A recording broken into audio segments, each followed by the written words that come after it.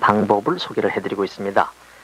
이렇게 돌을 닦는 분들이 평상시 과음이라든가 또는 지나치게 많이 드시는 것 또는 반대로 이 곡기를 끊는다고 할까요? 단식을 하시는 경우에 어떻게 몸에 해로우냐 하는 얘기를 오늘 아침에는 국선도 원장 청산거사로부터 듣겠습니다. 네, 먼저도 잠시 비쳤습니다만은 우리가 모든 도라고 하는 것은 자연을 보고 배우는 겁니다. 자연에 순종하고자 하는 자연의 아들로서 태어나서 자연에 복원하고자 하는 것이 수도의 목적이거든요. 그렇기 때문에 자연에 복원하기 위해서는 우리가 과식도 결국은 과하게 물을 줘도 나무가 썩고 뿌리가 썩고 주지 않아도 말라 죽고, 그렇기 때문에 이 둘을 다 배제합니다. 그렇기 때문에 과음을 하게 되면 우리가 소위 음주 같은 거 특히나 이 과음을 많이 하게 되면 보통이는 3일 반나절이 걸려야 회복이 된다는 겁니다. 시간적으로 약 한 100시간에 가까운 그런 시간을 하면서도 오히려 1조 8억이라고 하는 뇌세포가 하나씩 나간다는 겁니다. 그것은 뭐 현대의학에서 너무 잘 알겠습니다만, 그렇기 때문에 기억력이 자꾸 상실돼 간다는 거예요. 그래서 근데 며칠 폭음하고 나서부터는 아주 영정 멍하니 머리가 이렇다 하든지 뭐 이런 말을 합니다만, 그것이 상당히 약해진다는 거죠, 말하자면. 그리고 특히나 수도인은 100날 동안 수도한 축기 된 기혈이 한꺼번에 없어진다는 거예요. 그렇기 때문에 특히나 수도인은 아주 이 과음이라고 하는 건 절대 금물로 하고 있습니다. 그리고 이 단식을 하는 데 있어서도 보통 3일 정도 단식을 하게 되면 7일의 보양기간이 걸린다는 거예요. 그러니까 그것을 처음에 이제 죽으로부터 시작해서 차츰 이렇게 해서 원데 복귀시킨다 그럴까요? 뭐라 그럴까요? 보양을 다시 전과 같이 만들어 놓게 약 7일이라고 하는 날짜를 소모해야지, 그렇지 아니하고 3일 동안 단식하고 그 이튿날부터 막 그냥 이렇게 섭취하다가는 생명에 위협을 가져온다 이겁니다. 그래서 언제나 위장이 차면 소장이 비고 소장이 차면 위가 비고 해서 언제나 조화를 이루어져요. 육체라는 것도 전부가. 근데 조화가 무너지면 안 된다 이런 얘기죠. 또 수도자의 경우 같은데 3일 동안 단식을 하게 되면 6일의 보양의 축기가 감소된다는 겁니다. 그러니까 아주 항상 산에서 초군 목표로 생식섭양하면서도 계속 끈이는 걸르지 말라는 겁니다.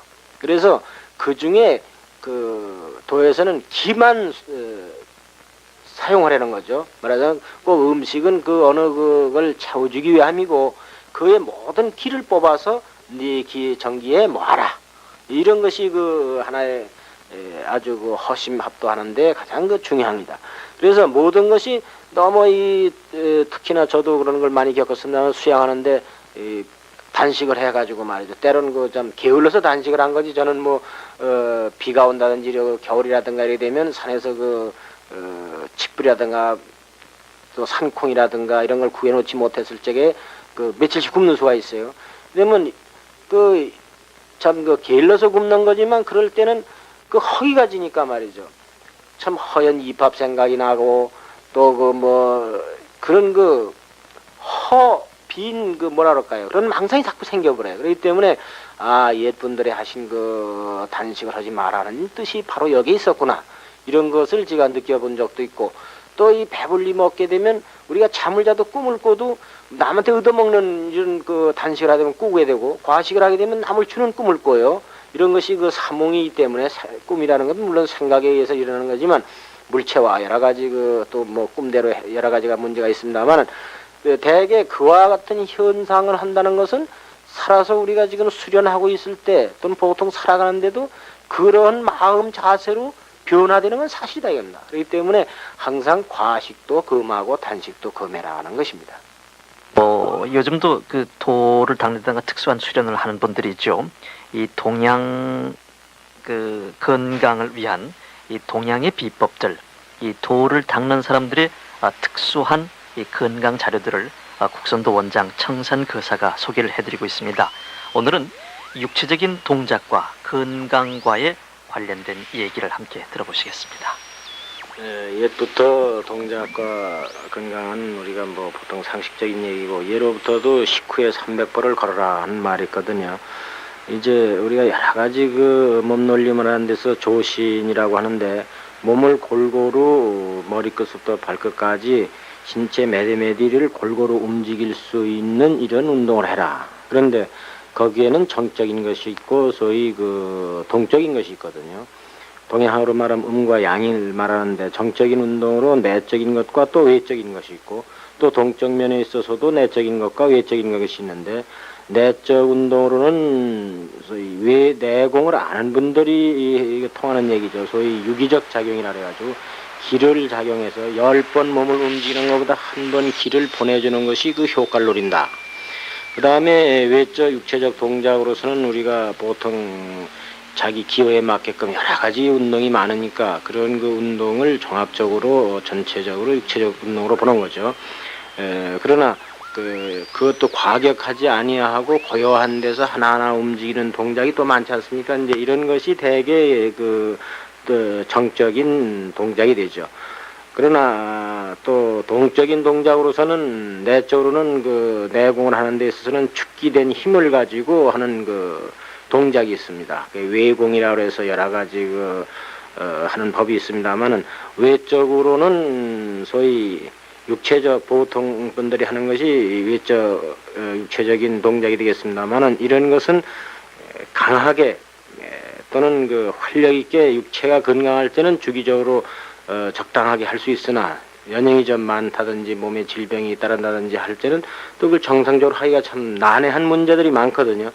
그러나 보통 자기가 가지고 있는 힘을 가지고 자기가 움직일 수 있는 범주에서 움직이는 힘보다는 어떻게든 이 기를 모아서 옛부터 좀 더 강한 힘을 내보고자 해서 그러한 걸 가지고 몸을 놀리게 되면 골고루 더 작용이 된다. 예를 들어서 앞으로 숙인다 하더라도 갑작스럽게 확 숙이는 것보다는 서서히 호흡을 조절해 가면서 차츰 내려갈수록